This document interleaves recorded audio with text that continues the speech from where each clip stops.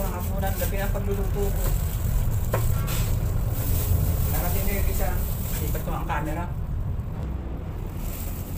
Lalagyan ko siya ng flour. As ito kalahating kilo lang. Yung bisugong maliliit. Paborito ko yung isdang itong maliliit na bisugo. Sabi ko ang 1/4, pero marami ng 1/4 eh. Oh. Ang 1/4, ipa-fry ko na lang. Prito ko na. Nilutan ko ng flour para malutong siya.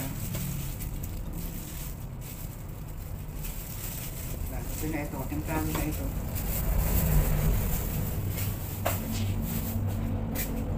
Ito naman, kasi yung aking kasama mahilig sa prito. Kaya ito, piprituhan ko siya ng ganito. Ito naman sa akin.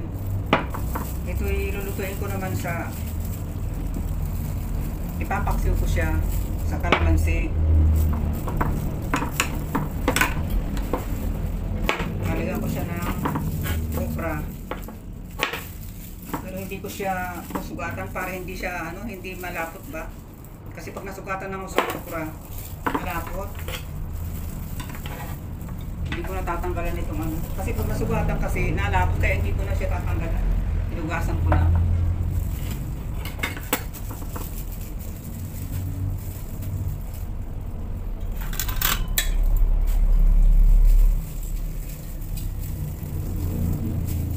Kaya sila ilalagay ko nito.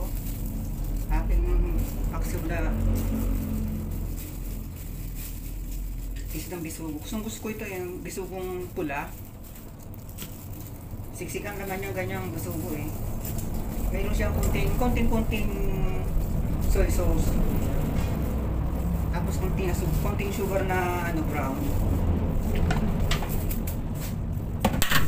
Lalagyan ko siya ng konting water. Kasi siya ang magluluto nitong ilalagay ko siya dito.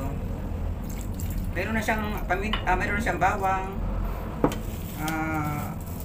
luya.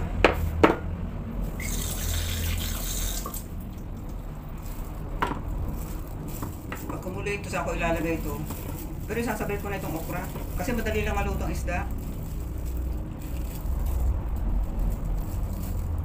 Madali lang maluto ang isda.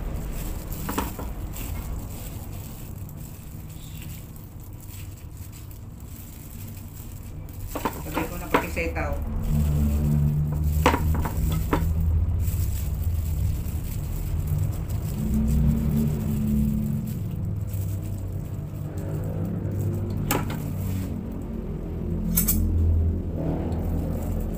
Para hindi lahat nasa ang isda.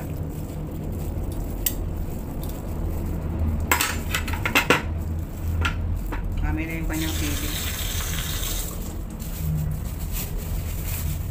Salang ko na.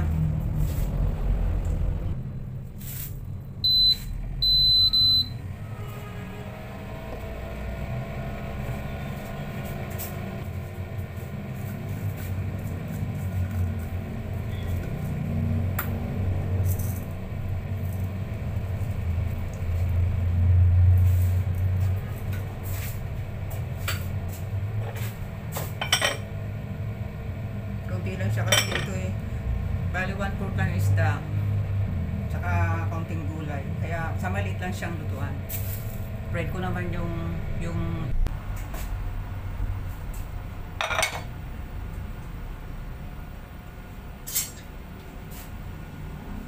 grabe ang nag-iinit ng cellphone eh.